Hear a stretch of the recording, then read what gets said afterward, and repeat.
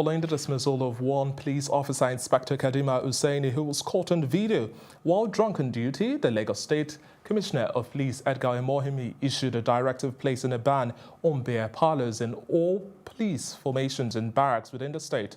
The directive is believed to be aimed at curbing the menace of officers getting drunk while on duty. This has, however, been generating mixed reactions from Nigerians. And I spoke with legal practitioner Oladotun Hassan on questions generated by the Police Commissioner's directive. Thank you very much for your time. Yeah, it's a pleasure to be here. Now, you watched that report. What's your first reaction to such a ban? What are the legalities, really, from the perspective of a legal practitioner? Well, the ban is rather highly unfortunate, is rather irrational, is rather illegitimate, especially from a law enforcement agent. It's quite unfortunate that we don't have a situation whereby legalistic approach and procedure ought to be the watchword of our dealings, because the fire brigade approach in every of our situations have become a recurrent decimal. Simply put, there is no bearing to this. Yes, because this is a situation whereby it's a liberty, is an infringement to the personal liberty of the affected persons. No, drinking of beer has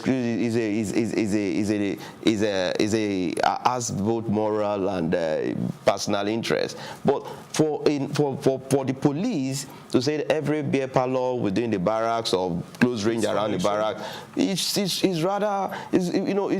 going to weigh a whole lot of litigation against the Nigerian police. Let the police be prepared for further litigation on this, because it's going to really, if there's an attempt for police to begin to shut down, one, do we ask, where is the court order? Who granted the order? Or to what basis? On whose authority are you acting? The Nigerian police is not the constitution of the state. So as far as the situation is concerned, yes, there is an hearing officer. There should be an internal disciplinary measure, which has been taken already. So now, if you describe all of these as illegal, how would you now say we should take a strategic step in cautioning all of these misdemeanors? Because these are weapon or arms-wielding officers, and some of them, under the influence of alcohol or any other substance, have misbehaved at one point or the other, risking people's lives. Yes, Nigerians can tell the police the stories of our police well.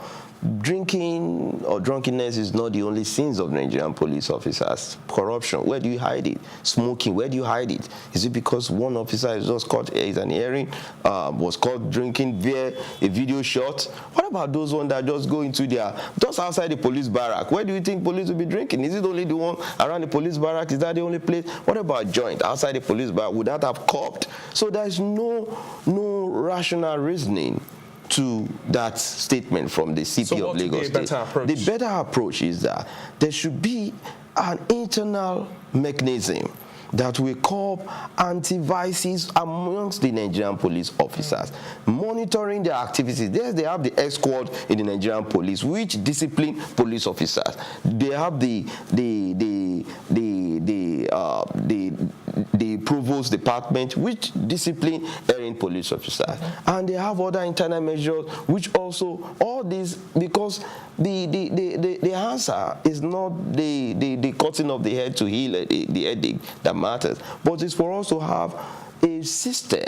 One of the key things that will now brought us to us having an independent police state in every state of the federation, whereby if these things are passed into our laws, the kind of system whereby we don't have a procedure in managing our police security architecture is really affecting us. It's really high time for us to look at that as one of the measures, and there should be a matching order that there must be a riot act read to the Nigerian police force. That this must not be done during duty. This must be shown, and everybody, and there must be a call line for the public to report such erring officers. So, and I believe evidences should be very clear at that point in time also. Now let's bring the conversation back to the police formations where you have all of these bars situated.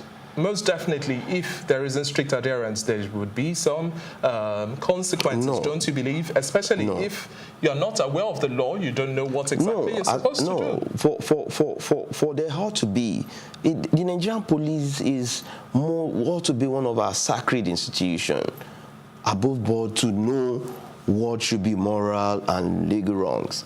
And I'm sure that the police ought to do is not banning beer parlors within the precinct of barracks and within and outside the areas of barracks. That will affect the independent business person. This beer you are talking about are beers, and people pay taxes to the federal government for those liquors to go into the market. So, and we are not in a Sharia state. So will it be a legal action if this business owners Definitely. People, if any one of them approach me that they've come to lock up their shop, I should be better prepared to face the issue. But at the same time, let the police look at this as a measure of setting a standard.